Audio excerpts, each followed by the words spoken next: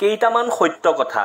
সাহসিকতাৰ ৰোগ হ'ল অত্যাচাৰ কৰা, সৌন্দৰ্যৰ ৰোগ হ'ল অহংকাৰ কৰা, বংশৰ ৰোগ হ'ল উন্নৈছক বিছ কৰা, কথাৰ ৰোগ হ'ল মিছা কোৱা, জ্ঞানৰ ৰোগ হ'ল পাহৰি যোৱা, উপাসনাৰ ৰোগ হ'ল এলাহ কৰা আৰু দানৰ ৰোগ হ'ল গৌৰৱ কৰা। বন্ধুসকল, চৰাই চিৰিকটিৰ দৰে একে সময়তে শুবলৈ যাওক আৰু একে সময়তে উঠক। দিনত সোণালী শস্য চপাব পাৰিব। যিমান সম্ভৱ সঘনাই মুকলি আকাশলৈ চাওক। আপোনাৰ চিন্তাবোৰো আকাশৰ দৰে স্পষ্ট, ধুনীয়া আৰু পৰিষ্কাৰ হৈ পৰিব। মাছৰ দৰে সঘনাই সাঁতুৰিবলৈ শিকক।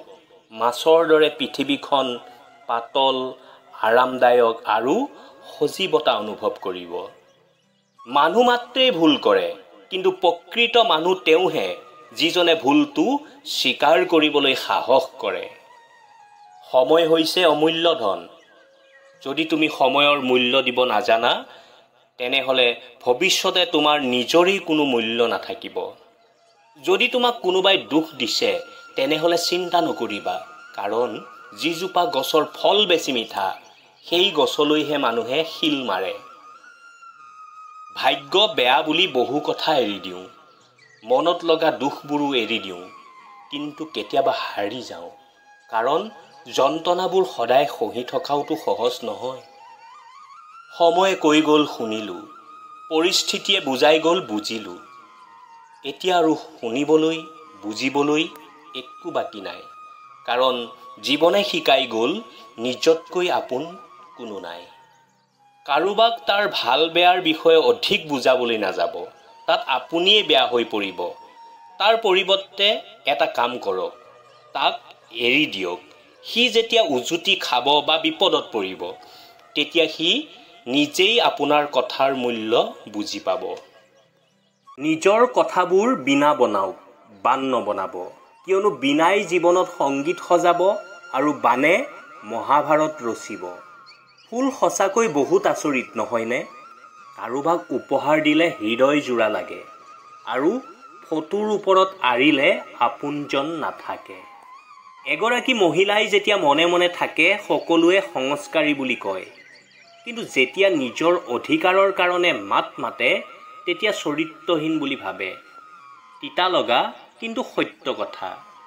যদিও কোনো মহিলাই আজিলৈকে তাজমহল বনোৱা নাই, তথাপিও কিন্তু তেওঁলোকে বহুতৰে ঘৰ স্বৰ্গ বনাইছে। আজিকালি কিছু সম্পৰ্ক খালী লিফাফাৰটোৰ দৰে হৈ পৰিছে, য'ত একো নাথাকে কিন্তু বৰ যত্নেৰে ৰাখি থওঁ। ভাল মানুহৰ লগত বেয়া কিয় হয় জানে? কিয়নো ভাল মানুহে সকলোকে নিজৰ দৰে ভাবে। মানুহে আপোনাৰ ভিতৰত আপোনাক নহয়, নিজক দেখা পায়। সেয়েহে মানুহে আপোনাক ভাল বুলিও ভাবিব পাৰে আৰু বেয়া বুলিও ভাবিব পাৰে, কাৰণ যি যেনেকুৱা তেনেকুৱাই দেখা পায়। সকলোতকৈ বেছি কাষত আহিলে আৰু সকলোতকৈ বেছি দুখীয়া হ'লে বহুত কান্দিব লগা হয়। যদি আপুনি দোকানৰ পৰা মনে বিচৰা বস্তু বিচাৰে, তেন্তে তাৰ মূল্য দিব লাগিব। ঠিক সেইদৰে যদি মনে বিচৰাৰ দৰে জীৱন পাবলৈ বিচাৰে, তেন্তে পৰিশ্ৰমেৰে মূল্য দিব লাগিব। বহুত মানুহে নিজক ভাল পাবলৈ গৈ আনক পাহৰি যায়। সুখত থাকিলে ভাল পোৱা মানুহৰ অভাৱ নাই, কিন্তু দুখত থাকিলে ভাল পোৱা মানুহৰ বৰ অভাৱ। জীৱনত নিজে কৰা ভুলবোৰক হাঁহক, কিন্তু নিজকে কেতিয়াও মূৰ্খ বুলি নাহাঁহিব, কাৰণ কোৱা হয় যে অভাৱেই আৱিষ্কাৰৰ মূল। ঠিক তেনেদৰে আমি ক'ব পাৰোঁ যে ভুল হৈছে আৱিষ্কাৰৰ এটা প্ৰধান অংশ। কিয়নো বৈজ্ঞানিক থমাছ আলভা এডিছনে 999 বাৰ বিজুলী বাল্ব আৱিষ্কাৰ কৰাত ভুল হৈছে বুলি যদি বহি থাকিলেহেঁতেন, তেতিয়াহ'লে বিজুলী বাল্ব আৱিষ্কাৰ কৰিব নোৱাৰিলেহেঁতেন। মনত ৰাখিব, জীৱনত পিছুৱাই গৈ কোনেও ভুল শুধৰণি কৰিব নোৱাৰে, কিন্তু ভৱিষ্যত সুন্দৰ কৰিব পাৰে বৰ্তমানৰ কৰ্মৰে। গতিকে বৰ্তমানত সদায় গুৰুত্ব দিয়ক। অপৰাধ এটা সৰু শব্দ, কিন্তু ইয়াৰ ধাৰ ইমানেই তীক্ষ্ণ যে ই তেজৰ সম্পৰ্কৰ বান্ধোন ছিঙি পেলায়। সেইবোৰ সম্পৰ্ক অতি দুৰ্বল, যিবোৰ কাৰোবাৰ কথা শুনি সহজে ভাঙি যায়। পুৰুষৰ জেদ আৰু নাৰীৰ অহংকাৰ দুয়োটাই যদি একে সময়তে লগ দিয়ে, দুয়োজনেই জিকি যায় সঁচা, কিন্তু শেষ হৈ যায় তিলে তিলে গঢ়ি উঠা সেই সম্পৰ্কটো। কেইটামান সত্য কথা। সময়ে কয় সকলো বাদ দি কেৱল মোক অনুসৰণ কৰিবলৈ শিকা। ভৱিষ্যতে কয় সকলো পাহৰি কেৱল মোৰ কথা ভাবা। টকাই কয় মোক পালে সকলো পাহৰি যাবা। জীৱন ৩টা আখৰৰ এটা সৰু শব্দ, কিন্তু ইয়াক সঠিকভাৱে পালন কৰাটো বহুত কঠিন। যেনেকৈ জ্যামিতিৰ উপপাদ্যৰ ছবি আনে অংকন কৰাৰ দেখিলে ভাৱ হয় বহুত সহজ, কিন্তু নিজে অংকন কৰিলেহে বুজা যায় কিমান কঠিন।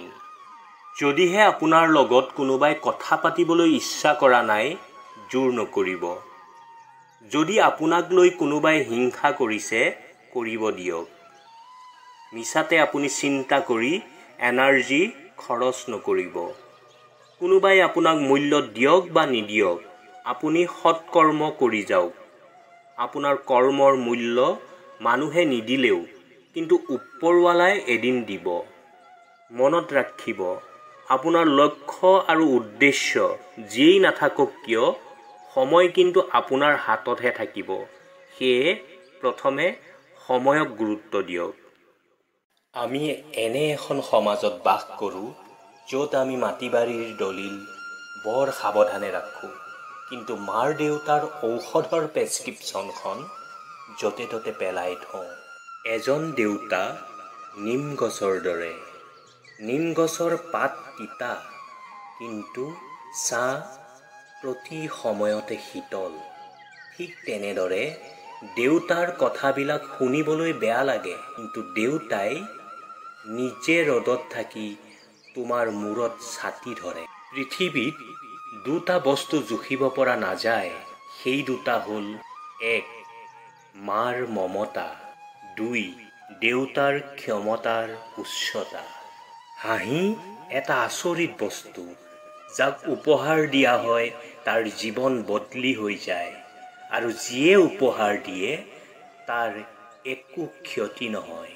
আমি এখন আচৰিত সমাজত বাস কৰিছোঁ, য'ত ব্যৰ্থতাক উপহাস কৰা হয় আৰু সফলতাৰ প্ৰতি হিংসা প্ৰকাশ কৰা হয়।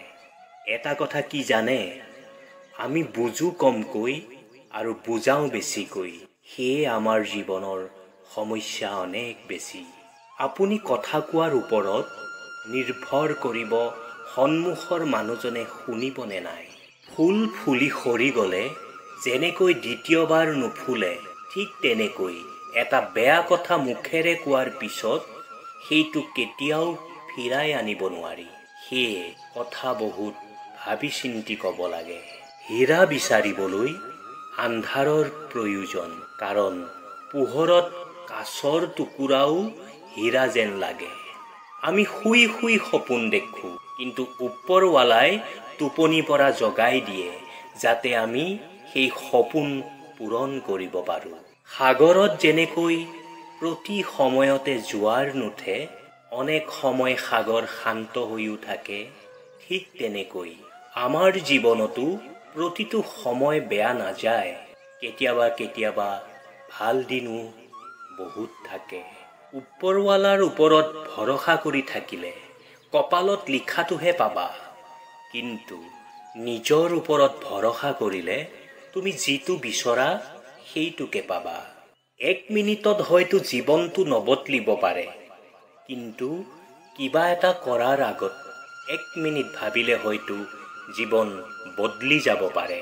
দুখী হৈ কাকো দান নকৰিব, কিয়নো দান কৰা বস্তু শতগুণ হৈ তোমাৰ ওচৰলৈ ঘূৰি আহিব। এটা কথা কি জানে? সত্য পথত চলা ভাল, কিয়নো ইয়াত প্ৰতিযোগিতা নাই।